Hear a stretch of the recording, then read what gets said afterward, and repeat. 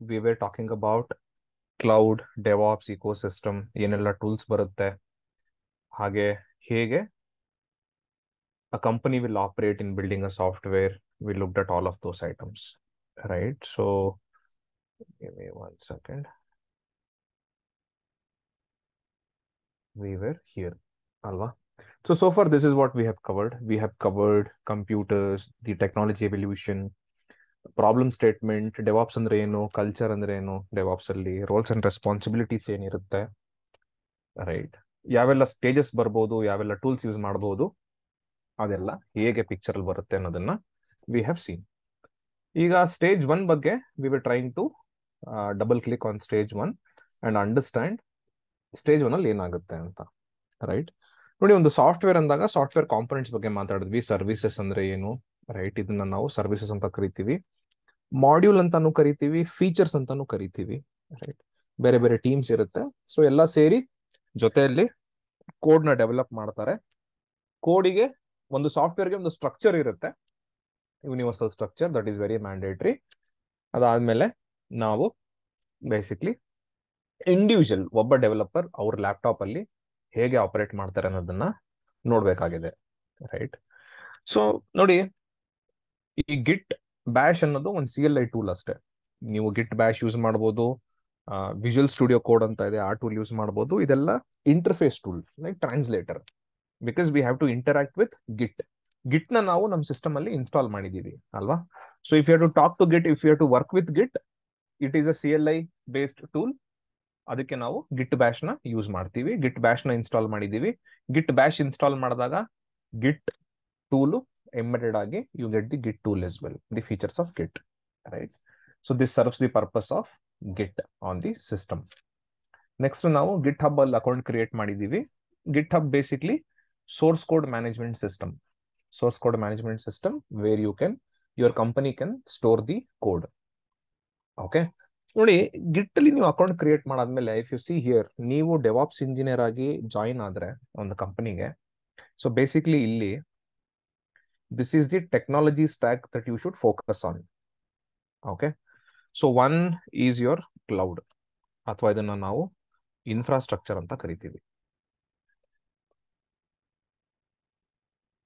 Okay, you should have knowledge on one infrastructure provider. That infrastructure provider can be AWS, it can be AWS, or it can be Azure, it can be GCP also.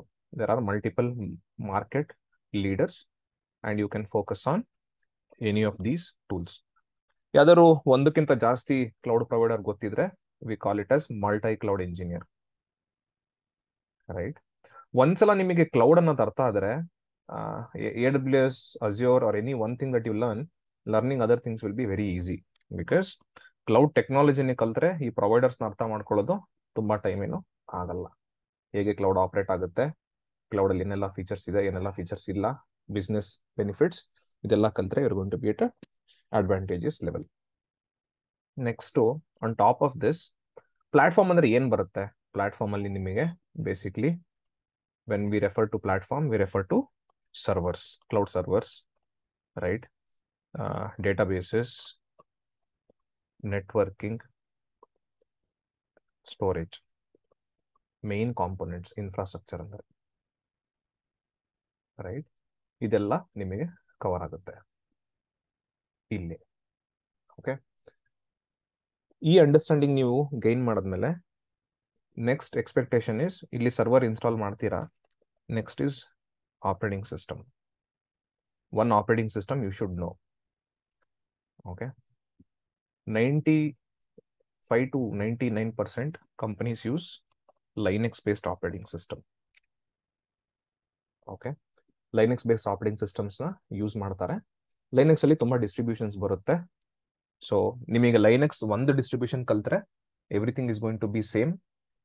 ಸ್ವಲ್ಪ repository change ಆಗುತ್ತೆ. Ubuntu ಅಲ್ಲಿ ಬೇರೆ ತರ repository ಬರುತ್ತೆ and ಅದಕ್ಕೆ command ಸ್ವಲ್ಪ difference ಆಗುತ್ತೆ. But overall ಒಂದು ಆಪರೇಟಿಂಗ್ ಸಿಸ್ಟಮ್ ಸ್ಟ್ರಕ್ಚರ್, ಅದ್ರ ಫಂಕ್ಷನಾಲಿಟೀಸ್ ಎಲ್ಲ ಸೇಮ್ ಇರುತ್ತೆ, right? So you have AWS Linux, CentOS, there are multiple distributions. We will talk about those distributions. Okay. One operating system. On top of the operating system, you should know DevOps tools. Okay. DevOps tools ಅಲ್ಲಿ ನಿಮಗೆ most commonly ಇವತ್ತು market ಅಲ್ಲಿ ಸ್ವಲ್ಪ trend ಆಗ್ತಿರೋದು ಅನ್ನೋದಾದ್ರೆ ಒಂದು source code management tool ಗೊತ್ತಿರಬೇಕು, that is Git. Next Jenkins continuous integration tool, right? And everything that you see here, Git to Jenkins ತುಂಬಾ ಕಾಮನ್. ಅದ್ರ ಮೇಲೆ ಮೇವನ್ ಬೇಕಾ, ಆ ಕಂಪನಿ ಮೇವನ್ ಯೂಸ್ ಮಾಡುತ್ತಾ, ಗ್ರೇಡಲ್ ಯೂಸ್ ಮಾಡುತ್ತಾ, those are all based on the same ideology, right? These are very basic. ಇದ್ರ ಮೇಲೆ the expectation is for you to know cloud observability tools, right? What are those cloud observability tools? Those cloud observability tools, cloud observability andre observability and monitoring.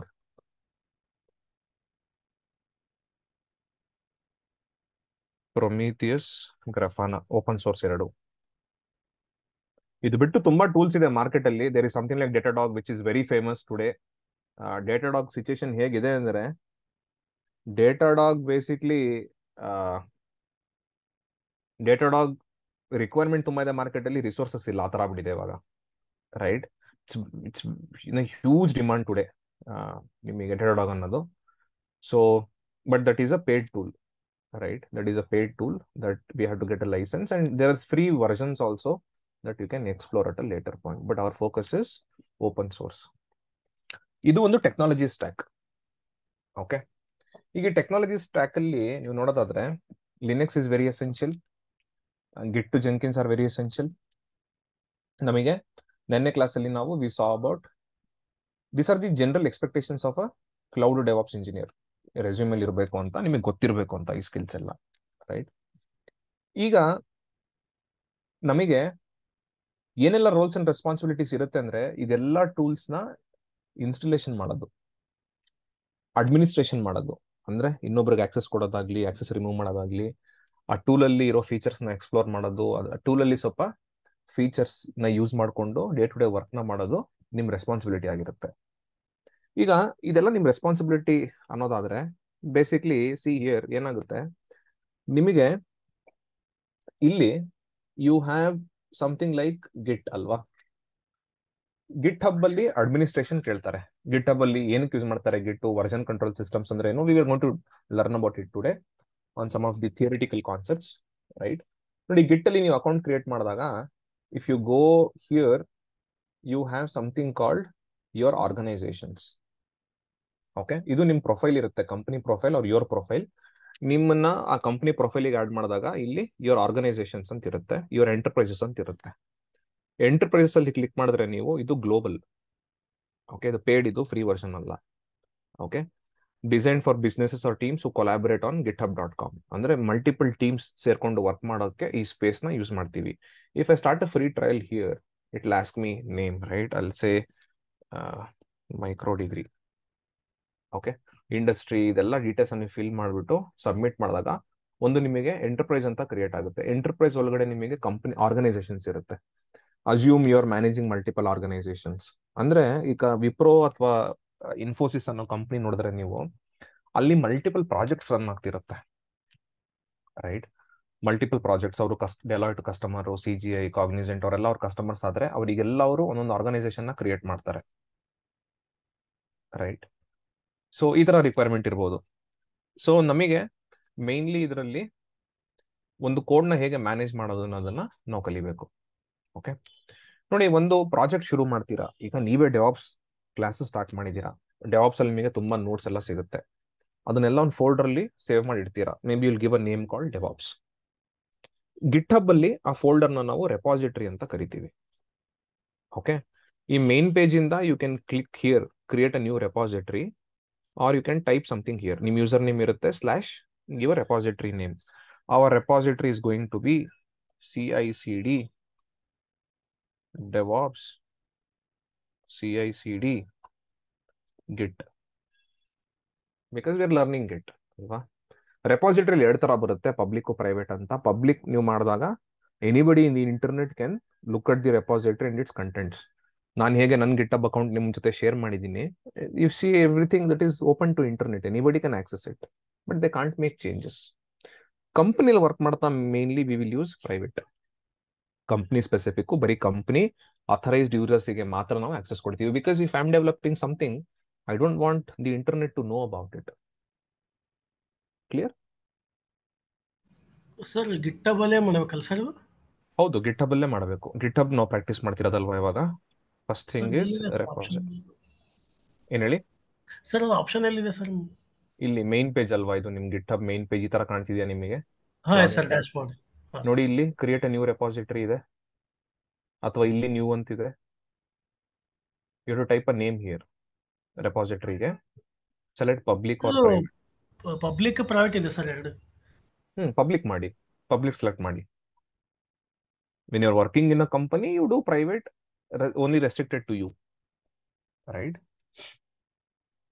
If you want to share notes, if you want to practice, you can create a public repository. Name ಕೊಡ್ಬೇಕು ಇಲ್ಲಿ. Name ಕೊಟ್ಟು create a new repository ಕೊಡಿ.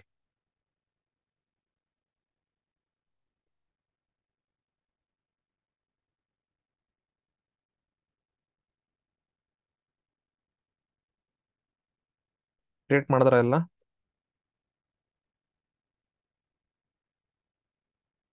Proceed ಮಾಡೋಣವಾ? If everyone is silent, I will assume everyone has done it. Okay. So now, ನೋಡಿ, ನಾವು ಒಂದು repository create ಮಾಡಿದ್ವಿ. That is DevOps CI/CD. We gave it a name, DevOps CI/CD -git. This is the repository. So assume ನೀವೊಂದು ಹೊಸ ಪ್ರಾಜೆಕ್ಟಿಗೆ, ಈಗ ನೀವೊಂದು ಹೊಸ project ನ ಕ್ರಿಯೇಟ್ ಮಾಡ್ತಾ ಇದ್ದೀರಾ. ಆ ಪ್ರಾಜೆಕ್ಟಿಗೆ ಒಂದು ರೆಪಾಸಿಟರಿ ಕ್ರಿಯೇಟ್ ಮಾಡಿದ್ದೀರಾ. Like how you create a folder in computer ಅಲ್ವಾ? ಇಲ್ಲಿ ಫಸ್ಟ್ ನಿಮಗೆ ಈ ತರ ರಿಕ್ವೈರ್ಮೆಂಟ್ ಬರ್ಬೋದು ಕಂಪ್ನಿಲಿ, ರೆಪಾಸಿಟರಿ ಕ್ರಿಯೇಟ್ ಮಾಡಿ ಅಂತ. ರೆಪಾಸಿಟರಿ ಕ್ರಿಯೇಟ್ ಮಾಡಿದ್ಮೇಲೆ ಸ್ವಲ್ಪ ಪ್ರಾಜೆಕ್ಟ್ ಸ್ಪೆಸಿಫಿಕ್ ಕನ್ಫಿಗರೇಷನ್ಸ್ ಮಾಡಿ ಅಂತ ಹೇಳ್ಬೋದು. ಲೈಕ್ ಆ ಪ್ರಾಜೆಕ್ಟ್ ಅಲ್ಲಿ ಯಾರೆಲ್ಲ ಇದ್ದಾರೆ, ಸೇ ಫಾರ್ ಎಕ್ಸಾಂಪಲ್ ಕೊಲಾಬರೇಟರ್ಸ್ ಅಂತ ಕರಿತೀವಿ. Invite collaborators. I will invite a collaborator here. Anybody give your GitHub user name. I will try to add you to this project. Again just a dummy project. Sir Adi Guttedar 377 ADI GUTTEDAR 377 ಇಲ್ಲಿದೆ ಅಲ್ವಾ?